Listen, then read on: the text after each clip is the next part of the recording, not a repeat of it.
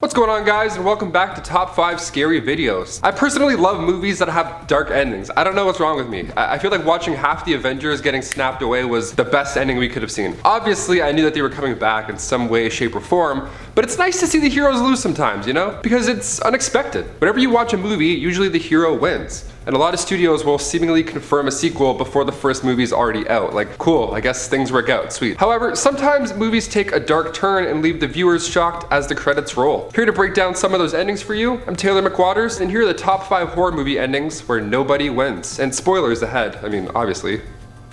Number 5, The Blair Witch Project. IMDb straight up gives away the ending on this one. The 1999 classic has a description that reads the following. 3 film students vanish after traveling into a Maryland forest to film a documentary on the local Blair Witch legend, leaving only their footage behind. Sick. Guess I know how the movie ends. Love it. Directed by Daniel Myrick and Eduardo Sanchez, The Blair Witch Project was a first of its kind. With only a budget of $60,000, this found footage feature film, way too many F's in that sentence, made over $140 million in the US alone. The Blair Witch Project is centered around a young group of filmmakers who venture into the woods to film a documentary about local urban legend, the Blair Witch. After interviewing locals about the Blair Witch, they head into the woods to look for clues. And after finding a pile of sticks with human teeth in it, they realize they're in a bit of a pickle. One of the filmmakers goes missing. That plus the found teeth, there's panic in the air. So the remaining friends wander deeper in the woods and eventually find an abandoned house. Hearing their lost friend's voice coming from the house, they quickly run in and they find him. You won't believe what happens next.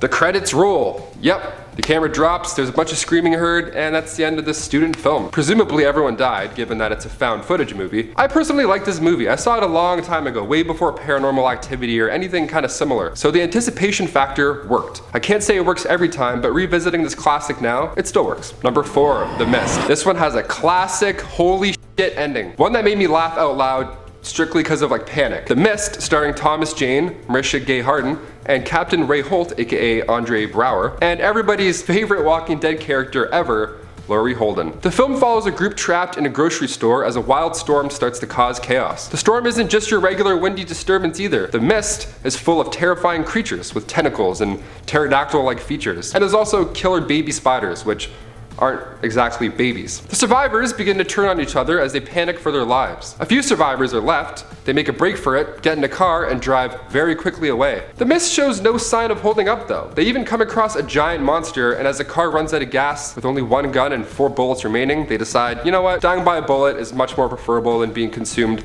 by whatever the hell that thing is. Let's do it. So after David shoots the 4 remaining supermarket survivors, one even being his young son, he gets out of the car shaken by what he's just done and begins to cry as he experiences, I don't know, probably one of the worst days of his life. He yells and demands the attention of all the monsters to finish him off, and hearing a rumbling noise approach, he prepares for his demise. Literally seconds later, the entire military shows up, the fog begins to clear, and trucks full of survivors just pass him by. Yikes! Okay, so if he had just waited a few minutes longer, his son and everybody in the car would not have only survived, but they would have been welcomed with warm military level support. Number 3, The Descent. Directed by Neil Marshall, released in 2005, The Descent follows the main protagonist, Sarah, played by Shauna McDonald, as she attempts to get over the death of her late husband and daughter. Her and her fellow thrill-seeking friends decide to grab some ropes and explore some caves, because that's what you do after someone dies, you go into a cave and just work stuff out. Once they get close to the entrance of the caves, dehydration, disorientation, claustrophobia, panic attacks, and paranoia, hallucinations, these are all side effects listed off from Rebecca right before they go in. Nothing like waiting till last minute, eh? Oh, before we go in, guys, I should now tell you some side effects.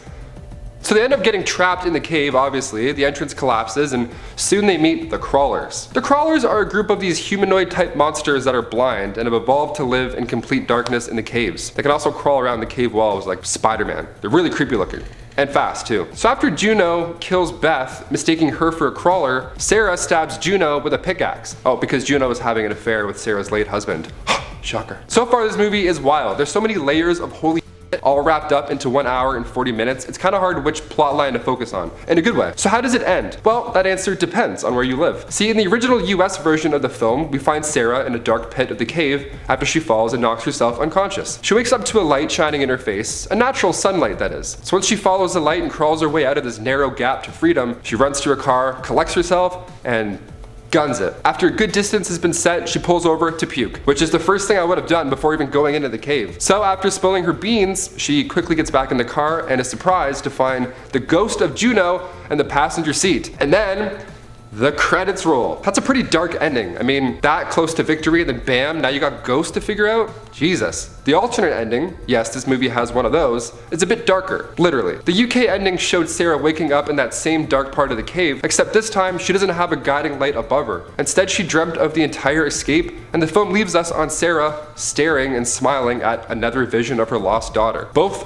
so dark, yet so different. Many have argued on the internet which ending is more suitable. What do you prefer? Let us know in the comments down below. Number 2, The Cabin in the Woods. Released in 2011, written by Joss Whedon and Drew Goddard, The Cabin in the Woods takes the usual high school slasher tropes and turns it on its head. The film features a group of stereotypical Scooby-Doo gang-looking friends as they venture to the woods to drink, play truth or dare, and just annoy the audience. All the while, a team of scientists are working behind the scenes to ensure that all of these partygoers are right where they need to be. So each year, a sacrifice must be made to the Ancient Ones, located just below the cabin. So, the science team scouts out the perfect dumb group with each friend taking on a different role in society. In order for the sacrifice to be complete, there needs to be the athlete, the virgin, the scholar, the fool, and of course, the hot blonde chick who just plays dumb. I don't know why I did that. I guess that's to signify hair, guys. I don't know. For a movie that is basically a parody of the standard slasher, this movie does a great job keeping audiences surprised, which is strange because literally every scene we get with the scientists below, they kind of tell us what exactly is going to happen next, as they're deliberately setting off certain traps and hidden doors. Some of the scientists even place bets on which monstrosity the gang will accidentally awaken first. So after summoning an evil horde of hillbilly zombies, because they're always fun, they begin getting picked off one by one strategically. So the stereotypical stoner returns after the group believed he had died, helping out the virgin Dana. And they escape the cabin grounds. They end up finding the secret science lab filled with glass cases full of all these terrifying monsters. And just when you think they may have a chance to get out, they both end up sitting as the building collapses, signifying that the Ancient Ones are displeased with the lack of a sacrifice. So it's safe to say that while we were rooting for both sides, everybody just ended up getting dusted after all. So, I mean, yeah.